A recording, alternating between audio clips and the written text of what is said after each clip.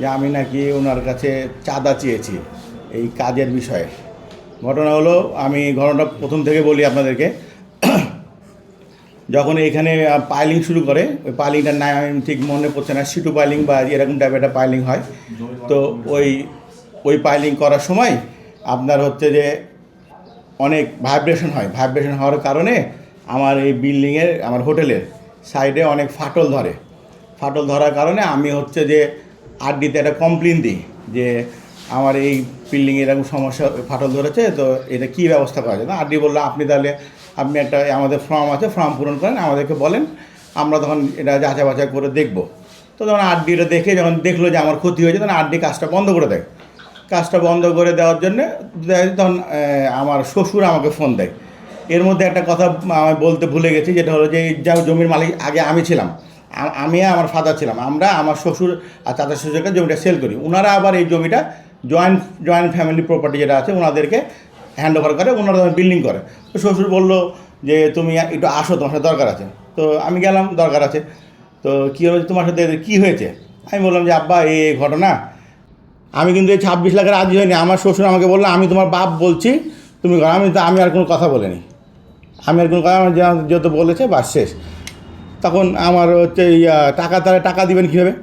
বললো যে 2 মাস পর এই টাকা দিব 5 লাখ, তারপর 2 মাস 5 লাখ, তারপর 2 মাসে হবে। আমি ইয়ার্কি শুরু করেছেন নাকি আমার সাথে? আমি কিন্তু কথা স্ট্রেট বলি, আপনি কি আমার সাথে ইয়ার্কি শুরু করেছেন নাকি?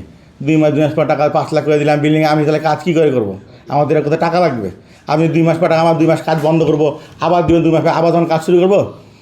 তো বলো ঠিক আছে, তোমাকে 7 দিনের 15 দিনের মধ্যে 6 লাখ টাকা দিচ্ছি, আর বাকি টাকাটা 3 মাস টাইম দাও, এর মধ্যে দিব, তুমি ওর মধ্যে কাজ করে নেবে। আর বাকি টাকাটা কয়দিন পর, মানে 3 ভাগে টাকাটা ভাগ করলো, 6 লাখ ফার্স্টে দিবে, তারপর যেটা টাকা থাকছে ওইটা 3 মাস করে দিবে। আমি বললাম ওইভাবে হবে না, আপনি 2 মাস করে দেন, তাহলে আমি ওই টাকাটা রেখে দেবো। আমি ওই টাকা রেখে দিলে আমি একবারে আমার বিল্ডিংয়ের কাজ করব। তো ঠিক আছে, যেটা 6 দিন পর দেওয়ার কথা ওই টাকাটা দিল 2 মাস পর, তাও টাকা দিচ্ছিল না। আমার শালাকে আমি রিকোয়েস্ট করলাম, ওই ছোটো মানুষ, ওই আমাকে অনেক আমার দিকে চিন্তাভাবনা করে, তারপর আমার বন্ধু তৈদ ভাই আছে, ওরা সব চিন্তাভাবনা করে আমার টাকাটা তখন ওই 6 লাখ টাকাটা 4 বারে দিয়েছে। বিকাশে দিয়েছে, নগদে দিয়েছে, হাতে দিয়েছে, এভাবে দিয়েছে। আমি যেটা নিয়েছি সেটা তো আমি স্বীকার করবো, আমরা তো ওই ফ্যামিলির ছেলে না যে আমি অস্বীকার করব। আর ওনার ওখানে আমি চাঁদাতে যাবো কেন? উনি এখানে কাজ করে, আমার নামে কাজ করে, আমার কথা বলে যে অমি ভাইয়ের বিল্ডিং বলে, ওনাকে কেউ ডিস্টার্ব করে না, কারণ আমার আব্বা একটা পরিচয় আছে। ইভেন ওনার বিল্ডিংয়ের ওই পাশে যে ঘরগুলো করে রেখেছে, ওইটা আমাদের যে মালিক সমিতি টিটু ভাই ছিল, ওনার জমি। আমি টিটু ভাই এখন নাই, পালাতো, ওনার বোনকে বলে আমি ওই জায়গাটা ওনাকে আমি নিজে ভাড়া করে নিয়ে দিয়েছি, যে বিল্ডিং করছে ওনাদের উপকার হোক, লেবাররা থাকবে, তাহলে বিল্ডিংটা ভালোভাবে হবে। এই টাকা দেওয়ার টাইম আসে, ফোন ধরে না, এই করে না, সেই কারণে এই কাজ তো বন্ধ আমি আজকে করিনি, এর আগেও আমি কাজ বন্ধ করেছি। উনি তো আপনাকে ভুল ইনফরমেশন দিতে। এর আগে আমি কাজ যখনই ওই টাকা দেওয়া ডেট আছে, টাকা দেয় না, আমি তাহলে আমার টাকা দিয়ে কাজ করবেন, নাহলে কাজ করে দেবো না, মানে এই পর্যায়ক্রমে ওনারা নিয়ে চলে আসে।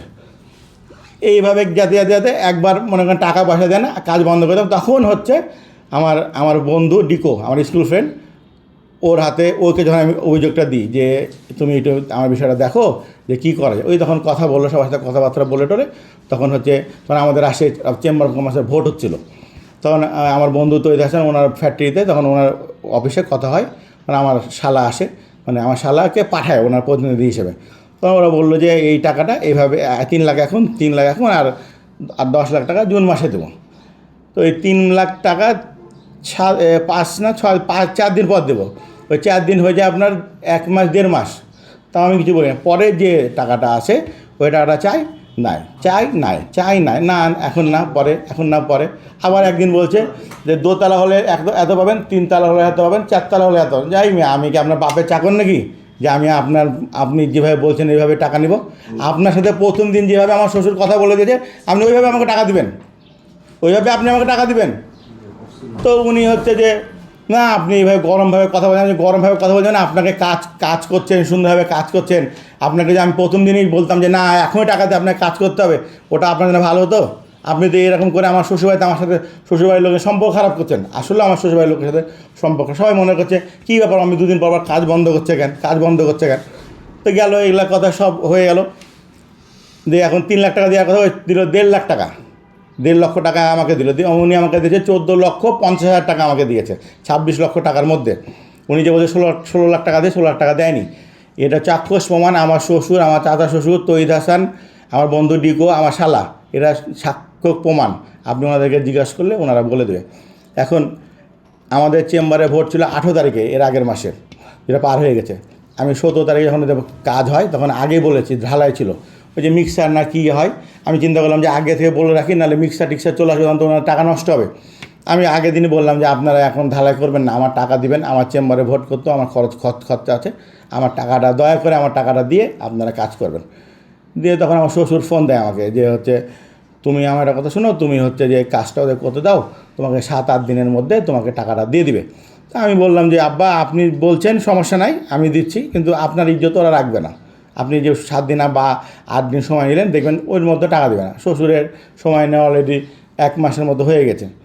উনি আমার বাপ গার্জেন, ওনাকে আমি তো কিছু বলতাম না। আমি ওই জন্যে কালকে রাত্রে আমি এখানে আমার বন্ধু আছে, আমার বন্ধুকে বললাম যে তুমি ওখানকার যে ছেলে লোক আছে ওদেরকে বলে দেবা যে আমার টাকাটা দিয়ে কাজ করবে, তার আগে যেন কাজ না করে। তো সকালবেলা দেখছি উনি কাজ করছে। তা আমি ঘুম থেকে উঠে নাস্তা করে এসে ওনার ওখানে গেলাম।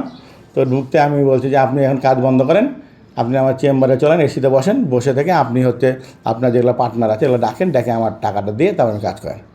আমাকে গালি গালাজ করে বলছে, তুই আমার প্রপার্টি ঢুকলি কেন? আমাকে গাল দিয়ে বলছে, তুই আমার প্রপার্টিতে ঢুকলি কেন? আমি বলছি যে তোর এত বড় বুকের পাটা, শিরোলে আমার ব্যবসা বলছে, আমার বাড়ি এখানে তুই আমাকে গাল দিচ্ছিস। এই এক কথা দু কথা হতে হস্তে হয় ওনার সাথে। উনিও তো শর্ট মানুষ, আমার গাল বন্ধ হাত আসা মুশকিল, আর উনি ছোটো মানুষ। ও ধাক্কা দেয়, আমার ধাক্কা দিই। এর মধ্যে ওই বলছে যে ওর 7-8টা লেবার ছিল আর আমরা 2জন ছিলাম, যে মার শালাকে। তো ওরা আমাদেরকে ধরতে আসে। এখন কেউ যদি আমাকে মারতে আসে, আমি কি বস্তা চুপ করে? আমার তো আল্লাহ হাত পা দিয়েছে, আমার তো রক্ত গরম আছে, আমি আমার মতো সেফ হয়েছি। এখানে হস্তান্তর করতে লেগেছে। এর মধ্যে ওই ওনাদের সিসি ক্যামেরা কী আছে, ভিডিও আছে না কী আছে, থাকতে পারে, সমস্যা। আমি তো স্বীকার করছি যে হস্তাস্তি হয়েছে, এই হয়েছে, সে হয়েছে। কিন্তু উনি যেগুলো অপবাদ আমাকে দিয়েছে, যে আরডি একটা বিচার করে দিয়েছে বা